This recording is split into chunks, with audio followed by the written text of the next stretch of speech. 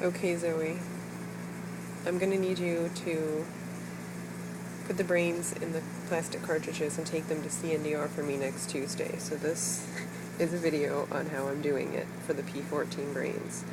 I will have, I believe, 7 of these in the fridge in the 4-degree walk-in, and I'll tell you where they're at exactly. I'll try to put them where you can reach them. And I will pre-label 7 of these green cartridges for you. So all you have to do is match them up. What I'm doing here is dumping the paraformaldehyde into a beaker. I have a second beaker of PBS that I'm using to rinse the brains. Then I am cutting them in half with a razor blade on this old little tip box lid, and then putting them in the cartridge. So the way I'm doing it is just dumping out the liquid and the brain kind of stays stuck inside. Then setting the cartridge over top and then tapping the brain out.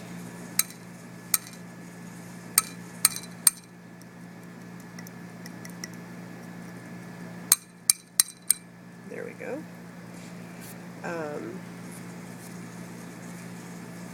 Then flipping it so that it's right side up.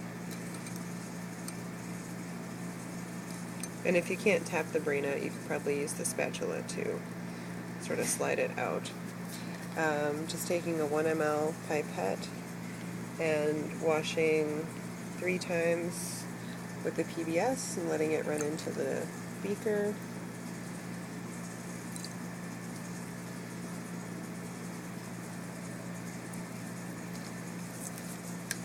Sorry if the picture isn't always good. Then picking it up, putting it on the box top, just lining up the razor blade right down that groove in the middle, trying to just keep it right in the middle and perpendicular, and then just push straight down in one motion, and then you can just lift it out and then use the tip of the spatula to, this thing isn't focusing, sorry, to just go down the center and then sort of twist it apart and gently separate the 2 halves. There we go. And sometimes there will be like a little connection along the bottom. You can just kind of push that apart. A little bit of meninges holding it together.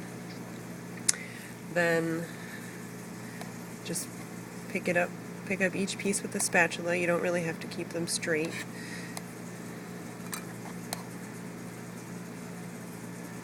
So on the spatula, over to the green cartridge, put them cut side down, like this. There we go. And try to avoid putting them on this little like circle in the center, which is kind of elevated because they just barely fit as it is. They may even get the tiniest bit squished, but I don't think it's going to affect our data in the hippocampus. So second piece over to here.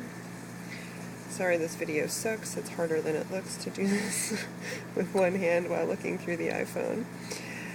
And that's it. The label's already there, then all you have to do is snap it shut. If it moves like that, obviously fix it.